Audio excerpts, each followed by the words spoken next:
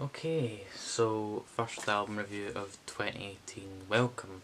But we're going to kind of cut the bullshit here because we're just going to jump right into this Jeff Rosenstock post album that kind of came out of nowhere. There wasn't really any prior build up or hype around it, and I think for the most part that's probably served this album in its favour because Jeff Rosenstock, a very talented man, 2015 came out of his first solo album. I believe he had a kind of presence prior to that, but We Cool in 2015 was just a very kind of self-deprecating album that I had a lot of fun with. And then Worry 2016, which was at that point his best album, I'd say one of the best albums of that year. Just very fun, witty, and self-aware without being overbearing, overindulgent. The main kind of theme was obviously to do about anxiety and worrying, and it did that over the course of the whole album without ever kind of like just being repetitive or not fun. That's the one thing I can say about Jeff Rosenstock all the time. It's just that he's a lot of fun even when he's getting into some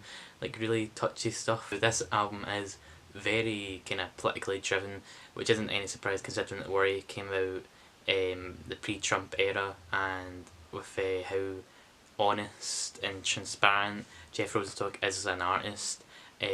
He doesn't really hide his sentiment too much or how he feels about Trump. He never ever like calls him out by name though, which I have to appreciate because that's one of my biggest gripes with this anti-Trump bombardment of music, is that it's horribly dating itself. And on here it's just Jeff keeps being fun, he keeps being like a smart arse, but he does it with a lot of thought is put into this.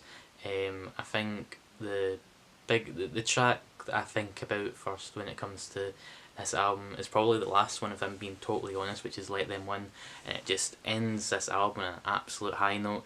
It's just a behemoth. I'm pretty sure it goes on for like over 10 minutes and I never ever get bored by it. It's very much a kind of case of he's sick of sitting on his hand, he wants to get shit done, and throughout this album that's maybe not really the case. Like Melba is the kind of first track that I think of on here where he just wants to get away. He already says that at the start of the album when it comes to USA. He's tired and bored, and sometimes we're all tired and bored. Just think about all the Trump tweets you've seen already, and just the kind of first week of 2018 alone. And over the course of this whole album, I just had an absolute blast listening to it, seeing how Jeff even just kind of like he pushes himself out of his comfort zone at points. He sticks to what he's good at the same time though, which might kind of come off as a bit kind of juxtaposing, but vocally he kind of he pushes his kind of range out a bit, almost bordering on kind of comedic, but he's not very one to take himself too seriously, so I don't think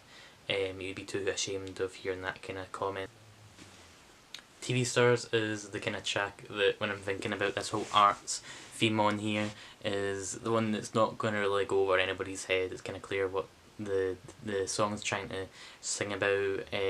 Not Real Music kind of agreed with me on this sentiment as well. It's just they don't care who you are, and there's not really much else that needs to be said about that. Sometimes you don't really need to go into like a 50-page audio dissertation about why something the way it is. Your Throat's the kind of other one that focuses on just how art is made, the kind of crossroads that you can find yourself in, and the hook on this, much like the hooks on the rest of this album, are just an absolute joy to behold.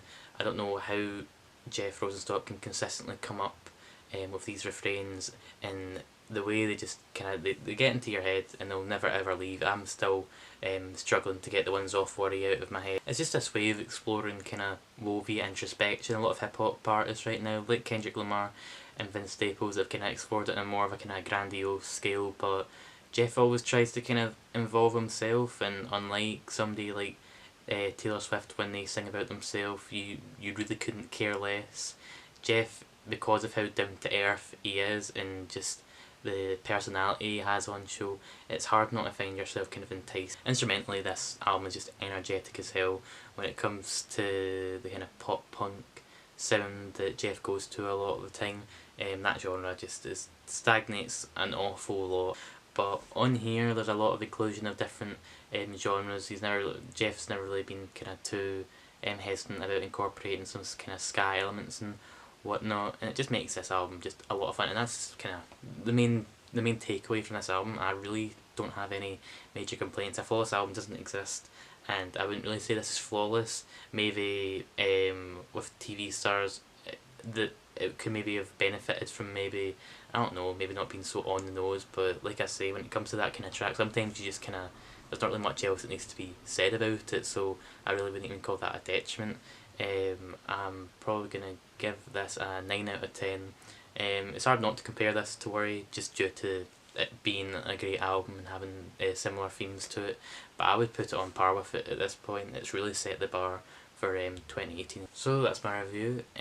I'll hopefully be back in the next fortnight with another video. I think the plan is to do review, then do a list on music, and then I'll have a series I'm going to call B-sides. I've already done it before, back when I'd done this channel in 2016, where I'll just talk about anything really. It doesn't have to be specifically with music. I'm not trying to step on Spectrum Pulse's toes with this one, but I've got a lot of opinions on a lot of stuff.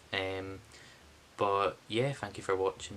Subscribe if you haven't already, though I don't think me telling you to subscribe is going to make you any more enticed to do so. But thank you for watching, and I'll see you soon.